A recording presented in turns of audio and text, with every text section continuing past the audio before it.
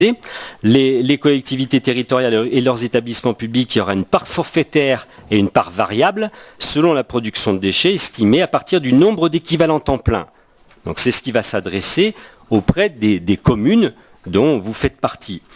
Les administrations publiques, le montant de la redevance spéciale serait calculé comme pour les professionnels, à savoir en fonction de leur production de déchets et de leur catégorie. Vous savez qu'il y a 3 catégories, il y a les micro-producteurs, les petits producteurs et les gros producteurs. Donc là, c'est la première proposition qui vous est faite d'assujettir l'ensemble des administrations et des collectivités à cette redevance, ce qui semble juste et normal pour le territoire. Ces nouvelles mesures seront effectuées en octobre 2020. Voilà, et donc on va accompagner aussi les collectivités pour baisser les tonnages de leurs ordures. La deuxième proposition, et c'est là où il y a eu beaucoup de travail des différents élus sur les commissions, parce que c'est un sujet qui est compliqué. Donc l'exonération de la taxe dans les ordures ménagères pour les professionnels n'utilisant pas le service de gestion des déchets avec une mise en œuvre au 1er janvier 2021. Il est proposé de ne plus accorder d'exonération de la taxe dans les ordures ménagères pour les professionnels qui n'utilisent pas ce service. Ça avait été décidé à une époque, les choses ont changé, financièrement les choses ont évolué, ça concerne à peu près 8 entreprises aujourd'hui, hein. En 2019 c'était 10, en 2020 vous allez le voir tout à l'heure, ça correspond à 8 entreprises, c'est un montant total qui correspond à 55 000 euros. Et donc, c'est la deuxième chose qui est proposée, qui n'est pas nécessairement agréable, mais pour autant, les commissions ont considéré que c'était nécessaire. La troisième proposition qui vous est faite, c'est la suppression de la déduction de la TOM sur la redevance spéciale pour les professionnels qui, eux, utilisent le service public. Donc, comme vous l'avez vu, cette disposition d'exonération, elle est contestable sur le fond parce qu'il y a un impôt fiscal sans lien avec la production de déchets, ni avec le service rendu, qui est déduit d'une redevance qui, elle est en lien avec la production de déchets. Cette disposition, elle avait été mise en œuvre au début de l'instauration de la redevance spéciale, mais elle a créé des inégalités pour les professionnels sur le territoire, qui avaient par exemple un montant de TOM plus important que le montant de redevance spéciale. Je sais que c'est un peu compliqué, hein, mais ce travail, on l'a fait quand même à un certain nombre pour essayer justement d'y voir le plus clair possible. Donc il vous est proposé de ne plus effectuer de déduction de la TOM, mais ça à partir du 1er janvier 2021. L'objectif de faire ça avec un décalage dans le temps, c'est de permettre de continuer à travailler avec les entreprises pour qu'elles aillent encore plus loin sur le tri et sur la baisse de leur charge. Et donc c'est pour atténuer les effets en leur laissant le temps de réagir. Elles ont 1 an et demi, 2 ans pour réagir, pour pouvoir aller plus loin dans le tri de leurs déchets. Enfin, la quatrième proposition qui vous est faite et qui concerne tout le monde, qui concerne à la fois tous les citoyens, mais aussi toutes les entreprises, c'est une baisse de la taxe d'enlèvement des ordures ménagères. Ce qui n'est pas anodin, hein, sur un territoire, c'est en général, tout le monde dit les taxes, elles augmentent tout le temps. Et bien là, ce qui est proposé, c'est d'envisager la baisse de la taxe d'enlèvement des ordures ménagères avec ce nouveau taux qui ne sera prise qu'en février 2020. C'est pour ça que tout à l'heure je vous disais, c'est une délibération de principe, parce que la réalité de sa mise en œuvre ne serait qu'en février 2020, lors du vote du budget de la fiscalité 2020. La proposition est de baisser la taxe d'enlèvement des ordures ménagères de 10,9 à 10,5. Pourquoi ? Parce que, vous allez le voir tout à l'heure dans le rapport annuel, et on le savait, on a eu une très forte baisse du tonnage des déchets, on a baissé à peu près de 45%. Hein. On était à 12 200 tonnes, aujourd'hui on est en train de passer en dessous de la barre des 8 000. Donc on est très satisfait, il y a une baisse de tonnage. Sauf qu'on savait que cette baisse de tonnage, à un moment donné, on allait arriver à un plateau. Eh bien le plateau, c'est 2018. Vous allez le voir dans le rapport. À ce moment-là, a été décidée l'extension des consignes de tri. Et ça marche. Parce qu'en 2019, les 8 premiers mois, on a une baisse de plus de 8% des tonnages. Donc on sait que ça y est, on est reparti à la baisse. Mais tout ça, c'est relativement fragile. Et on a envie d'envoyer un message vis-à-vis, tout à l'heure je vous disais, des entreprises et des citoyens, quand vous faites du tri, ça paye. Et là, en l'occurrence, c'est vrai que derrière, c'est un pari, hein. C'est un pari du fait que de dire aux gens, on baisse la taxe, vous allez aller encore plus loin dans le tri de vos déchets. Si les gens respectent l'extension de la consigne de tri, il n'y a plus de poubelles. On n'a plus d'ordures ménagères résiduelles si réellement on respecte toutes les consignes de tri. Donc c'est ce message qu'on veut vraiment faire passer à la population pour changer de braquet et aller. On a 4000 tonnes qui n'ont rien à faire dans les poubelles. C'est plus d'1 million d'euros qui n'ont rien à faire dans nos poubelles. C'est insupportable. Et ça, il faut que les gens arrivent à le comprendre. Et pour pouvoir le comprendre, il faut que réellement ils envoient les effets directement sur leurs impôts, en l'occurrence sur la taxe dans les ordures ménagères. Donc c'est un pari. Le pari, on a plus qu'intérêt à le faire, parce que tout à l'heure, vous avez vu, hein, il en a parlé l'avocat tout à l'heure, la taxe dans l'élément des ordures ménagères, on a les taux, hein, c'est par là. La TGAP, elle va passer de 24 € la tonne aujourd'hui à 59 € la tonne. C'est-à-dire que si on ne fait pas cette baisse de taxe dans l'élément des ordures ménagères aujourd'hui, demain on ne pourra pas la faire. Parce que la taxe va nous rattraper. Et il faut impérativement lancer ce message maintenant parce qu'il est important. Donc voilà, en gros, rapidement, parce qu'on est un peu tous fatigués, mais c'est pas anodin. Ça n'a pas été facile d'arriver à ce document-là, parce qu'il y a des choses qui sont pas nécessairement très simples à entendre, hein, pour tout le monde. Mais c'est ce qui nous a semblé au sein des deux commissions et du bureau des vice-présidents, la chose la plus adaptée à l'avenir, c'est préparer l'avenir. Et c'est pour ça que tout ne se passe pas tout de suite. Il y a une projection à 1 an, à 1 an et demi, 2 ans. Et c'est ce qui nous a semblé le plus optimal pour notre territoire.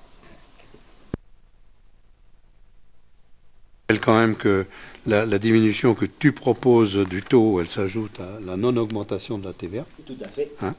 Et de la TGAP. Et de la TGAP, et que d'autre part, aujourd'hui, on travaille dans le cadre du PETR avec l'ensemble des communautés de communes à la diminution des ordures ménagères par le co-compostage, puisqu'on essaye de mettre en place aujourd'hui ce compostage aussi bien pour les boues d'assainissement que pour les produits biodéchets. Voilà, donc et là, on a eu le rapport du bureau d'études la semaine dernière. Les perspectives sont vraiment très positives. Donc on a à l'avenir, oui, des choses qui peuvent nous faire penser que, à tout point de vue, autant au niveau du bilan carbone et de la production de CO2 qu'au niveau financier, on a des marges de manœuvre. Et que si vous regardez, vous avez le Dauphiné d'aujourd'hui, hein, nous on est à 10,9.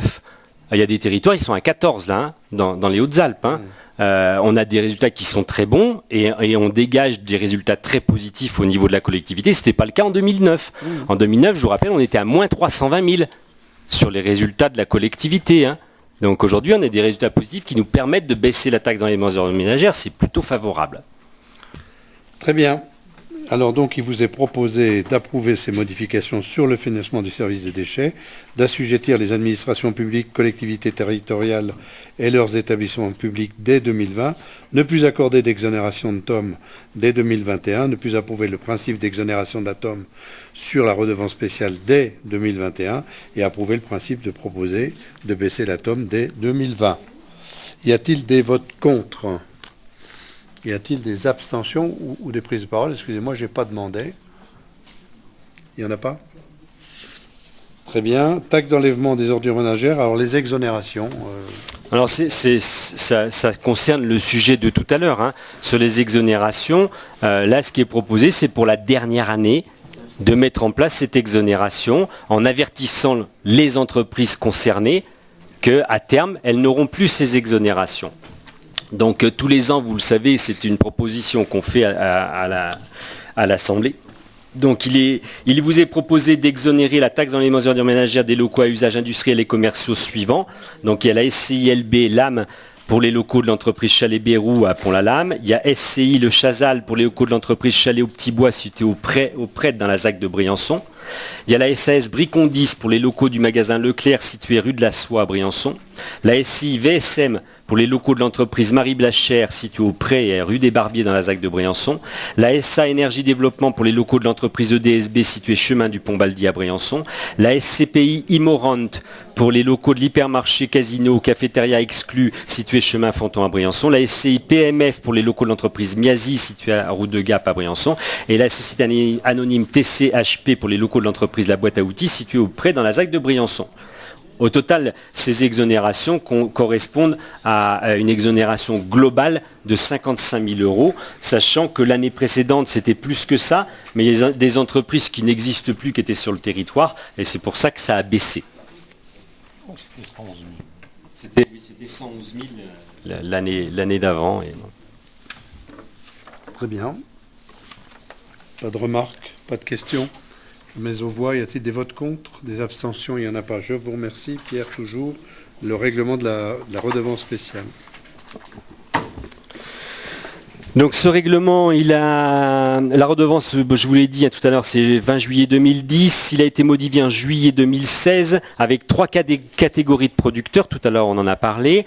Ensuite, je ne sais pas si vous vous souvenez, pour favoriser les entreprises, en tout cas ne pas défavoriser les entreprises, on avait repris une délibération le 21 décembre 2016 afin de modifier la densité des déchets. Entre le volume et le poids, on avait transformé le règlement pour évaluer le tonnage à partir du volume collecté et de fixer les tarifs à compter du 1er janvier 2017. Donc il y a eu des évolutions déjà.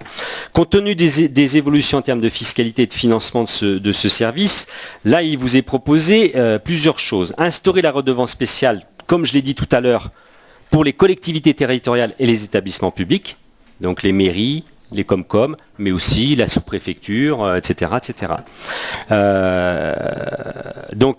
Appliquer avec 2 parts, une part forfaitaire et une part variable. Instaurer la redevance spéciale pour les administrations publiques. Instaurer le seuil maximum de déchets pouvant être pris en charge chaque semaine par le service public pour les producteurs qui ne sont pas des ménages. C'est exactement comme les entreprises. Ordures ménagères 30 000 litres semaine, emballage ménager recyclable 1, carton 3 000, etc. Donc c'est exactement la même chose qui est proposée aux entreprises. Introduire un critère incitatif pour les professionnels assujettis au forfait, avec un abattement de 25% du forfait appliqué en cas d'action déployée par le redevable en lien avec la réduction des déchets. Toujours ce processus qu'on essaie de mettre en place, c'est que plus les gens font des efforts, plus ils y trouvent leur compte financièrement, et c'est cet abattement de 25% qui vous est proposé.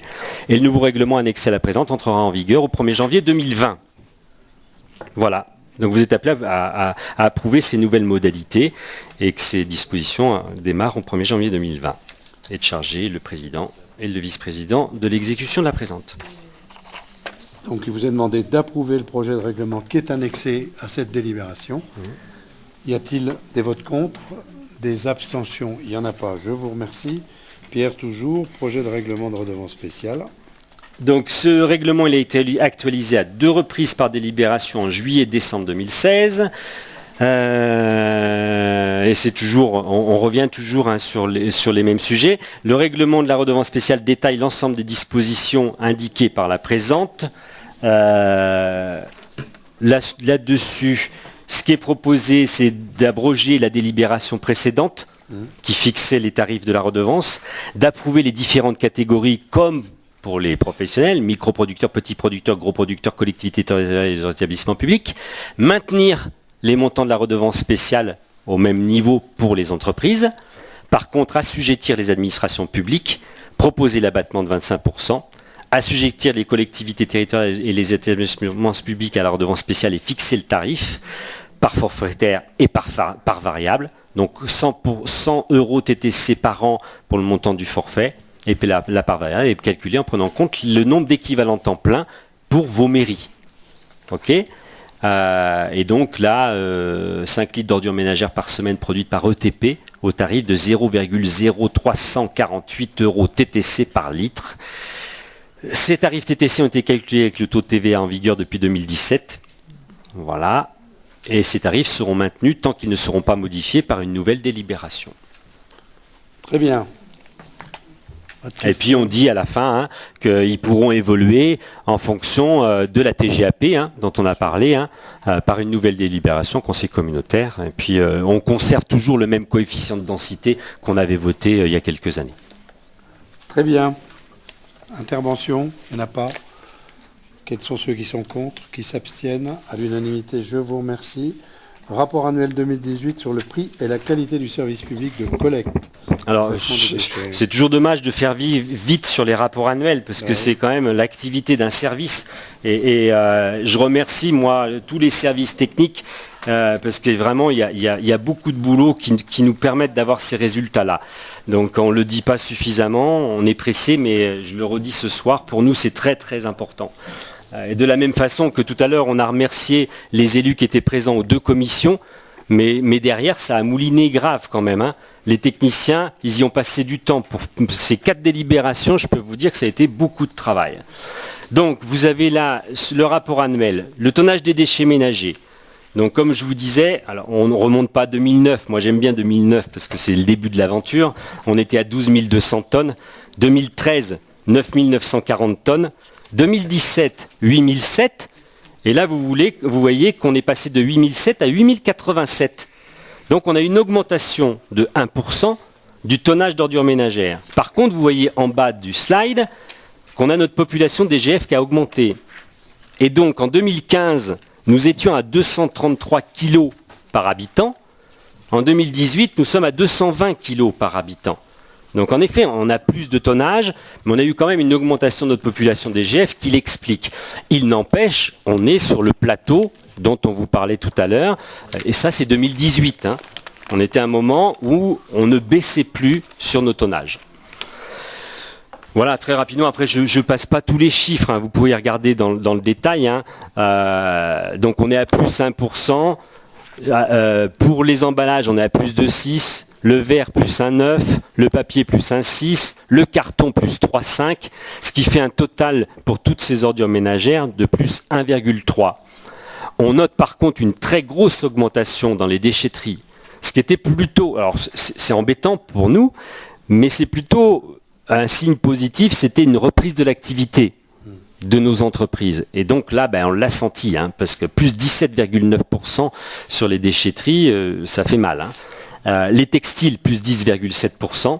Et puis les encombrants porte-à-porte, c'est une activité qui marche très bien. Vous voyez, alors c'est des petits tonnages, mais c'est 100%. On passe de 9 tonnes à 18 tonnes. Donc on a un total de 17,9% d'augmentation sur le total. Voilà. Sans compter le ramassage qui est fait par les communes. Oui, alors après, oui. Enfin, si, après c'est comptabilisé directement dans les déchetteries après. Oui, ça compte dedans. Le deuxième document, donc j'y ai fait allusion tout à l'heure, on compte sur vous pour que vous soyez aussi des ambassadeurs. Ce qui est très clair, pour faciliter la compréhension des gens, on leur dit tout ce qui emballe va dans les emballages. Donc vous avez un objet dans la main, est-ce que ça emballe ? Ne serait-ce que l'aluminium sur une tablette de chocolat, ça emballe. Ça va dans les emballages. Un pot de yaourt, ça emballe le yaourt. Ça va dans les emballages. Donc aujourd'hui, c'est pour ça que je vous dis, dans vos poubelles, normalement, il n'y a plus rien. Si vous cassez une assiette, ça n'emballe pas. La cassiette, mais bon, on n'en casse pas tous les jours. Donc c'est vraiment important de passer ce message aux populations. Et nous, si on a une augmentation de 8% tous les mois, depuis le mois de janvier, c'est grâce à ça. Les gens, ils ont compris comment ça fonctionne. Et donc, plus 8% de tonnage sur les emballages et une baisse de 8% sur les ordures ménagères résiduelles, c'est grâce à ça. Donc, il y a un vrai travail de pédagogie à faire. On le fait. Et c'est le slide suivant. On a l'optimisation de la collecte. 155 DSE ont été installés sur 8 communes. Développement, ça c'est 2018. On a fait le gros forcing sur Montgenèvre là très récemment. On a développé les colonnes à carton un peu partout. On a réduit la tournée de la mini-benne qui posait des gros problèmes. On a l'exploitation des déchetteries, on en a parlé, plus 1000 tonnes en un an. 29 filières de recyclage proposées. Les capsules Nespresso, les films plastiques, les skis, les piles, les déchets électriques, électroniques, le vélo, les vélos, tout ce qui est écomobilier. La facturation, on en a parlé un petit peu tout à l'heure, redevance spéciale 342 000. L'année dernière, on était à 405 000. Donc on baisse sur la redevance spéciale. Les déchetteries, par contre, on a une augmentation parce qu'il y a eu beaucoup plus de tonnage. On est passé de 49 000 à 62 000. Sur les actions de prévention, c'est très important, mais le paquet, on a plus de 1000 personnes sensibilisées. Sur les marchés, et vous avez vu qu'à Briançon, on a fait un gros travail, on en rêvait depuis 3 ans, un gros travail sur le marché hebdomadaire. Tous les commerçants ont été sollicités sur cette affaire. Ça fonctionne, ça nécessite une présence permanente, mais on va y arriver. Il y a 500 enfants qui ont été sollicités en milieu scolaire. Compostage, 112 composteurs individuels vendus, 19 sites collectifs installés. Ça, on parle de 2018. Mais là, en ce moment, on en a 20 composteurs collectifs qui sont en train d'être mis en place sur le territoire. On a des demandes de toutes les communes. Et on imaginait que ça allait essentiellement être sur les sites où il y avait des HLM, où il y avait du bâtiment très dense. Eh ben non, même dans les villages, dans les hameaux, les gens nous les demandent. Et les résidents secondaires aussi, qui sont pas là toute l'année, ben ils disent si on a un composteur collectif, ça nous arrange. Donc de plus en plus, alors c'est toujours à la demande des collectivités, des mairies qu'on le fait, mais ça se développe, il y a de plus en plus de demandes et les gens sont satisfaits. Il y a un gros travail de suivi pour que ça reste propre, ça reste entretenu et ça fonctionne. Et pourquoi est-ce que ça ne va pas plus vite dans l'installation ? Parce que c'est des problèmes financiers, c'est aussi du travail de technicien. Donc on a du mal. Nous, on ne pensait pas que ça allait exploser les demandes comme ça. Hein. Au début, ça a été surtout sur la ville de Briançon qu'on a démarré. On vous demande un peu de patience, on va y aller, mais pourquoi pas, hein, pourquoi pas, après tout est possible. Hein. La volonté, elle est là, nous les services, ils sont prêts, maintenant il faut arriver à subvenir à la demande, c'est pas toujours évident. Donc depuis 2016, 256 composteurs individuels vendus et 50 sites collectifs installés. Les données financières, donc c'est toujours aussi positif, hein. C'est-à-dire que quand vous faites le différentiel entre les recettes et les dépenses, eh bien, pour cette année, c'est 784 258 €. Donc en référence à moins 320 000 en 2009, là, les résultats sont très positifs. C'est pour ça qu'on peut se permettre de baisser la taxe d'enlèvement des ordures ménagères, mais aussi derrière, on a des besoins financiers parce qu'il y a des projets qui se mettent en place. Là, on parlait tout à l'heure du co-compostage, on parlait des composteurs collectifs. Il faut quand même qu'on garde une marge de manœuvre et puis surtout, il y a l'inquiétude de la TGAP. Donc, il faut qu'on garde vraiment cette marge de manœuvre pour pouvoir assumer les augmentations qui, demain, de toute façon, vont nous tomber dessus. Donc là, en 2018, 5 millions d'euros de dépenses avec des légères augmentations. Hein. Alors il y a les charges courantes, le gazole, la réparation, le nouveau marché de prestations aussi, hein, parce qu'on a une partie avec Veolia encore, hein, sur un marché de prestations qui a très fortement augmenté, même si on l'a négocié, il n'empêche. Ensuite, il y a les amortissements. Voilà. Sur les recettes, bien, il y a un taux constant par l'augmentation des bases, la diminution des subventions, diminution de remboursement, mais on est quand même à des recettes à 5 792 553 €.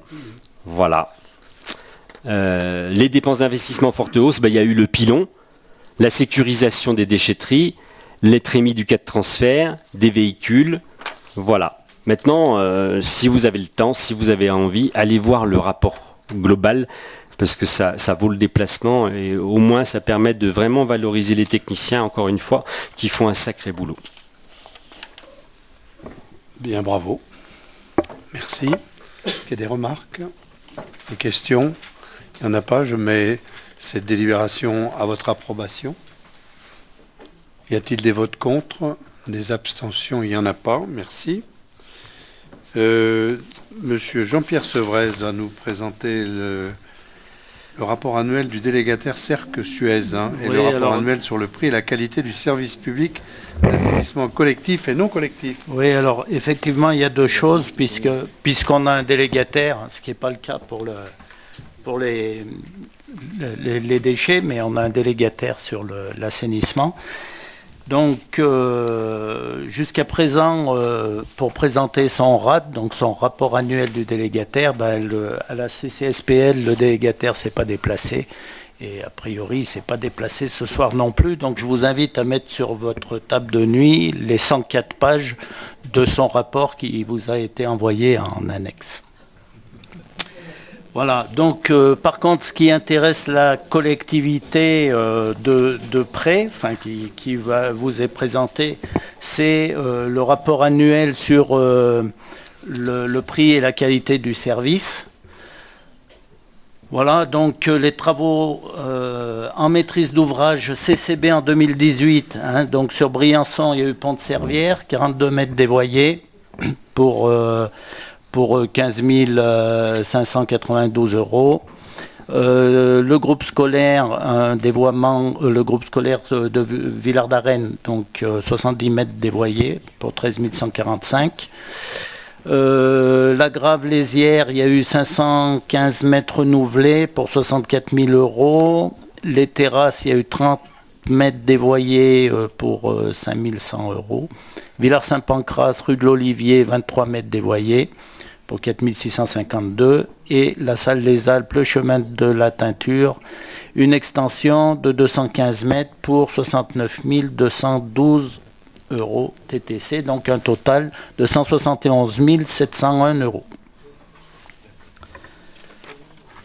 Voilà, donc les études qui ont été faites en 2018, il y a la station d'épuration de Briançon, enfin la STEP communautaire, le renforcement du contrôle du délégataire et la réalisation de visites inopinées. Donc, étude de vérification du dimensionnement de la STEP. Il y a eu l'audit technique et financier des principaux ouvrages délégués, le zonage d'assainissement communautaire, donc qui a été approuvé en février 2019. Sur Montgenèvre, il y a eu l'étude sur les modalités de suppression des nuisances olfactives de la STEP des Alberts. Et à Servières, la préparation d'un dossier loi sur l'eau pour la future STEP de Terre Rouge. Et on a reçu dernièrement le rapport de l'étude donc sur cette STEP de Terre Rouge qui va être envoyé au maire de Servières. Sur l'assainissement non collectif, donc avant 2018, on était en régie. Donc l'émission, c'était diagnostic des installations, contrôle de conception et d'exécution, donc pour les filières neuves et réhabilitées. Et depuis 2018, on a confié un certain nombre de choses au bureau d'études Acter, donc diagnostic des installations, prestation de services, en prestation de services. Voilà. Le contrôle de conception et d'exécution, par contre, c'est un conventionnement avec IT05. Donc l'évolution du nombre de contrôles, on voit bien qu'il y a eu une augmentation donc 2009, 2010, 2011. Et puis ensuite, on a stagné parce que voilà, c'est un travail assez énorme. Et donc à partir de 2018, là, on a repris la progression. Donc 524 installations contrôlées. Depuis 2008, dont 204 en 2018, donc 82,3% d'installations ne présentant pas de danger. 6 examens préalables à la conception et vérification de l'exécution et 8 diagnostics dans le cadre de vente immobilière. Sur le contrat de concession, donc on a des procédures contentieuses, 3 en cours d'instruction, ça on en a déjà pas mal parlé. Donc pour les pénalités de retard pour la STEP de Névache, donc en février 2018, il y a un titre exécutoire de 60 464,18 € qui a été émis. En mars 2018, le TA a été saisi par la CERC avec condamnation de la CERC à payer des pénalités de retard. Voilà. Et en avril 2019, la Cour administrative d'appel a été saisie par la CERC. Ensuite, il y a eu la non-application de l'avenant numéro 1 pour l'année 2015. Voilà, donc en août 2016, il y a eu une requête déposée par la SER tendant à la condamnation de la CCB à lui verser une somme de 1 037 105 €. En juin 2018, le Théâtre de Marseille a rejeté la demande de la SER au motif de son irrecevabilité. Et en juillet 2018, la SER qui a fait appel devant la Cour administrative d'appel de Marseille avec la même argumentation qu'en première instance. Voilà. Et ensuite, la SERC a fait une deuxième requête au TA pour la même chose, mais sur l'année 2016. Voilà.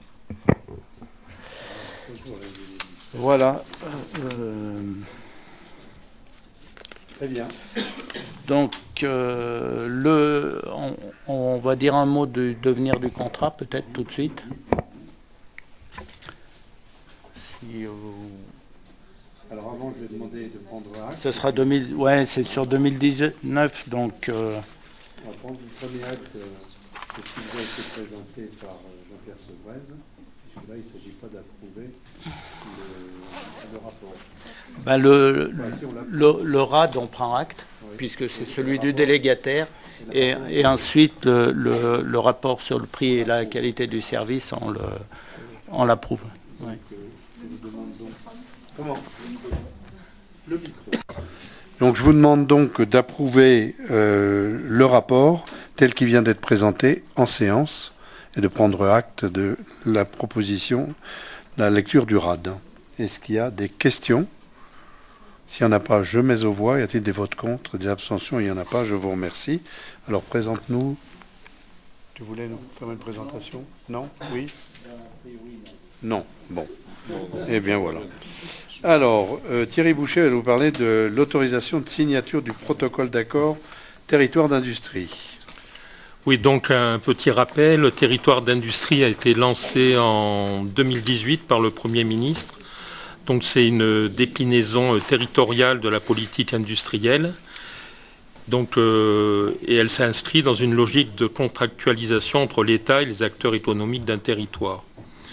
Donc l'enjeu pour l'État est de soutenir des territoires situés en dehors des métropoles et de conduire une stratégie de reconquête industrielle et de développement des territoires. Donc il a été fléché 1360 millions d'euros sur ces enjeux, donc qui concerneraient des recrutements, dont de la formation, de l'innovation, de l'attractivité, de la simplification des procédures, des offres de services, avec des opérateurs tels que la Banque des Territoires, BPI France, Business France, Pôle emploi. Donc au total, l'initiative Territoire d'industrie bénéficie à 141 territoires en France, dont 8 en région Sud, Provence, Alpes, Côte d'Azur. Donc par contre, les régions animent et coordonnent la démarche au plus près des territoires, donc avec une feuille de route stratégique, et c'est des projets qui vont s'étaler sur 3 ans. Donc la communauté de communes du Briançonnais a été choisie avec la communauté de communes de Serponçon, donc pour travailler sur différents projets. Donc comme vous le savez tous, la Haute-Vallée de la Durance, ce n'est pas un territoire d'industrie. Péchiné est parti depuis bien longtemps. Donc par contre, il y a quand même une volonté de transformer, de maîtriser le modèle économique actuel. Donc l'orientation se tourne plutôt vers de la production d'énergie renouvelable, ouais, le renforcement de l'attractivité du territoire, la structuration de filières économiques plus productives autour des activités de pleine nature. Donc les activités de pleine nature dans notre territoire est vraiment un enjeu important. Donc les deux EPCI ont travaillé, donc on construit un certain nombre de fiches actions. Donc pour la communauté de communes du Briançonnais, il y a 7 fiches actions qui ont été prévues. Un comité de projet s'est réuni le 3 juillet avec les représentants de l'État et de la région pour examiner l'ensemble de ces fiches actions.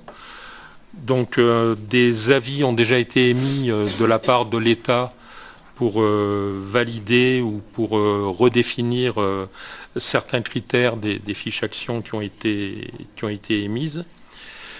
Donc il vous est demandé d'approuver les orientations qui présideront à l'établissement du contrat de territoire, donc pour la période 2019-2022, et d'autoriser le président à signer le protocole d'accord aux côtés de la communauté de communes de Serponçon qu'il a signé pour ce qui la concerne il y a quelques jours. Donc l'intérêt de cette initiative, c'est qu'il y a dès le départ une association on va dire, du monde politique et du monde économique.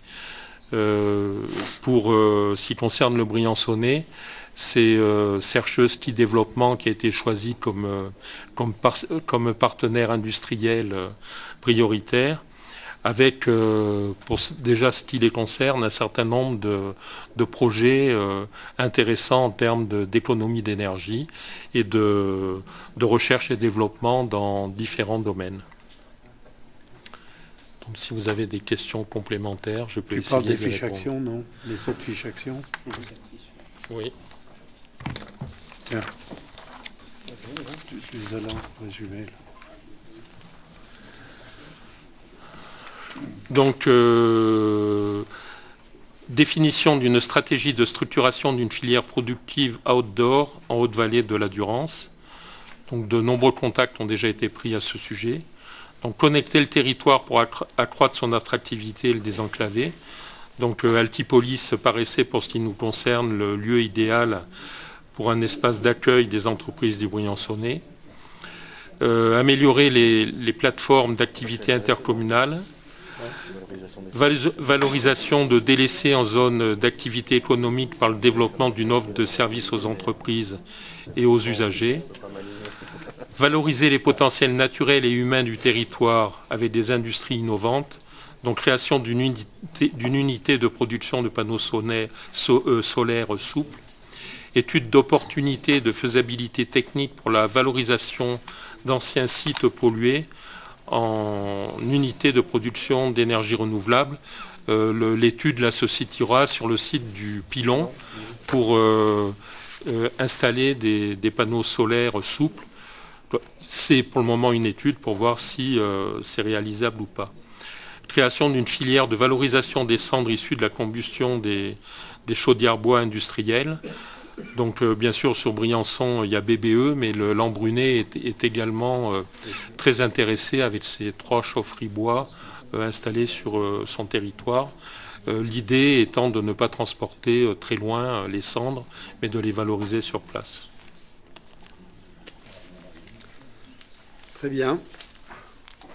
Avez-vous des questions à poser à Thierry Boucher? Oui. Une filière productive outdoor, c'est quoi, s'il te plaît?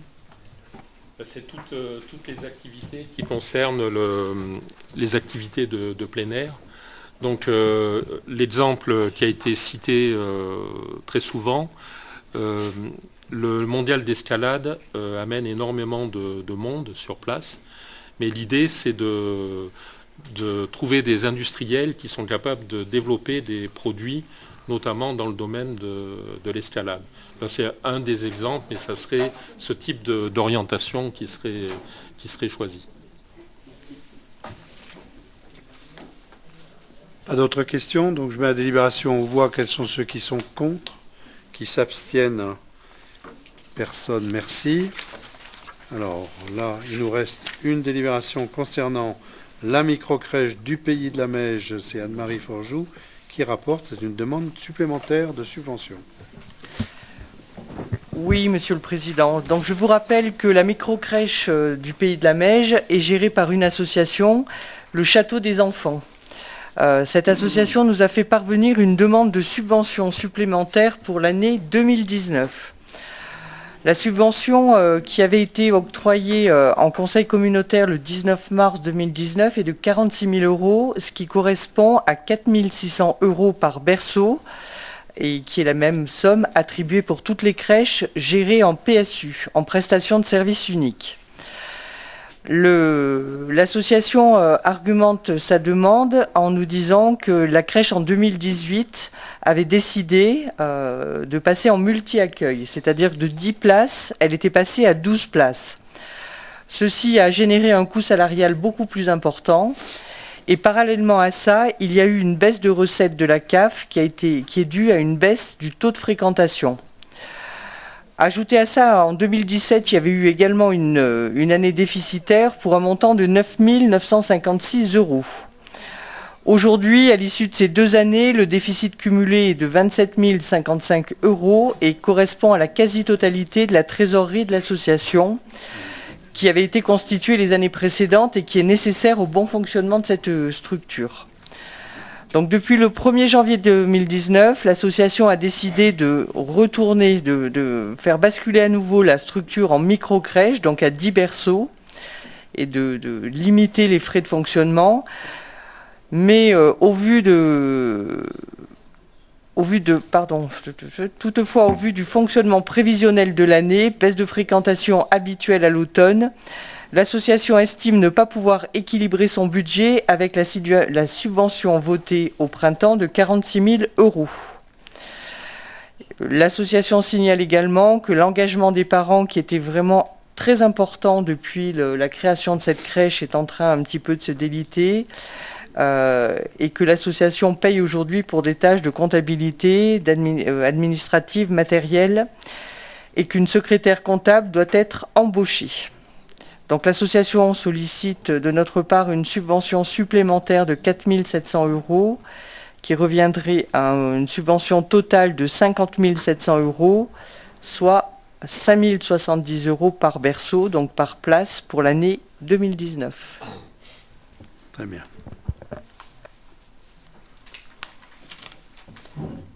Pas de questions? Bien, écoutez, je vous propose d'approuver cette subvention supplémentaire pour 2019. Je pense qu'il faudra certainement la renouveler d'ailleurs, revoir nos chiffres pour 2020.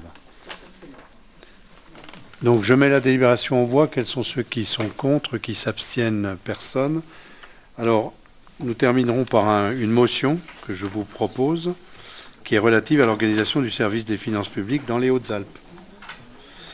Le 19 juin 2019, un courrier de la préfète, Madame la préfète, adressé à l'ensemble des maires et présidents d'intercommunalités, a présenté les pistes de réforme de l'organisation du réseau de proximité des finances publiques dans le département. Ce processus de réorganisation, engagé au niveau national depuis plusieurs mois dans le cadre de la réforme de l'État voulue par le gouvernement, affiche vouloir augmenter sensiblement les points de contact de la DGFiP dans le département, en passant de 13 à 17 points d'accueil. Or, il s'avère que cette réorganisation se traduirait de la façon suivante. Les 3 services des impôts des particuliers existant actuellement à Gap, Briançon, Embrun seraient regroupés sur 2 sites, Gap et Briançon.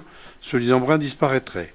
La trésorerie du Monetier-les-Bains, mais également celle des communes de Guiès, L'Argentière, Embrun, Saint-Bonnet, Enjambsort, Saint-Jean-Saint-Nicolas, Veynes, Tallard, Laragne, Montéglin, seraient fermées et remplacées par des permanences de proximité dans les maisons de France Service.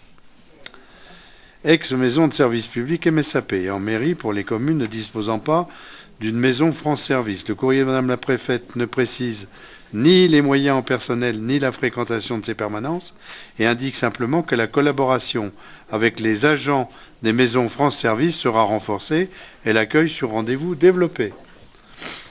Les conseillers communautaires du Briançonnais, attentifs à ces évolutions, inquiets des conséquences de la réforme de l'organisation territoriale des finances publiques aujourd'hui en préparation, tant pour les particuliers, les entreprises, que pour les collectivités locales, s'ils ne sont pas opposés par principe aux adaptations nécessaires des services publics dans les territoires, ils sont réunis lors du Conseil du 8 octobre 2019 et ils réaffirment leur attachement à la présence équilibrée sur tout le territoire de services publics de proximité et de qualité, demandent expressément que le principe d'égalité des citoyens dans l'accès aux services publics des finances publiques soit préservé, demande la préservation du maillage territorial existant dans notre département, assortie d'une présence physique d'agents et d'horaires d'ouverture correspondant aux besoins de nos concitoyens. Exige qu'une concertation soit engagée avec l'ensemble des élus locaux concernés. Je pense que cette motion n'appelle pas particulièrement de remarques. Nous ne pouvons qu'y approuver et dénoncer ces pratiques qui font que... Alors en plus, je ne sais pas, vous avez peut-être eu pour certains la visite du DG FIP ou d'un de ses représentants qui nous a raconté une histoire qui n'a rien à voir avec celle-ci. Hein? Au départ, on supprimait Embrun, mais on gardait à Briançon. On supprimait à Briançon, mais on gardait à Embrun. Et puis, on gardait un certain maillage du territoire. Et quand on voit arriver le process, ce cher homme, il est venu nous raconter des belles histoires, mais ce n'est pas la même à la sortie. Donc, on a été complètement floués dans cette opération. Et le maillage en question avec les bars tabac et les tabacs et les Ouais. Très bien. Enfin, je veux dire, c'est... Oui. On revient à Napoléon Ier. Je ne sais pas, mais voilà. Ça rejoint la question que posait tout à l'heure Marie Marchello. Bah, il y a beaucoup de ça. Il y a beaucoup de ça. Donc nous, on nous annonçait une fermeture définitive au 31 décembre. Vous embêtez beaucoup, puisque le ministre a dit pas de fermeture en 2020. Oui. Donc, avec le travail avec notamment monsieur le sous-préfet sur la Maison France Service, nous avons déjà obtenu 3 mois de plus. Et la présence d'une assistante sociale à cette permanence. Donc on progresse. Très bien. Il était nécessaire de faire cette réunion. Et en tous les cas, que monsieur le sous-préfet comprenne certaines choses. Bien sûr. Madame la préfète aussi. Mais je pense qu'il faut que plus souvent on invite monsieur le sous-préfet, voire madame la préfète, à participer. Ben, oui, mais chaque fois c'est la pédagogie. La pédagogie, c'est l'art de la répétition. C'est sûr. Que ce soit communautaire ou municipaux, quand on décide quelque chose, parce que parfois les messages ne sont pas bien compris. C'est vrai. Voilà. Donc c'était une bonne chose. Très bien. Voilà. Nous avançons. Un peu de pédagogie, on avance. Très bien. Écoutez, je vous remercie.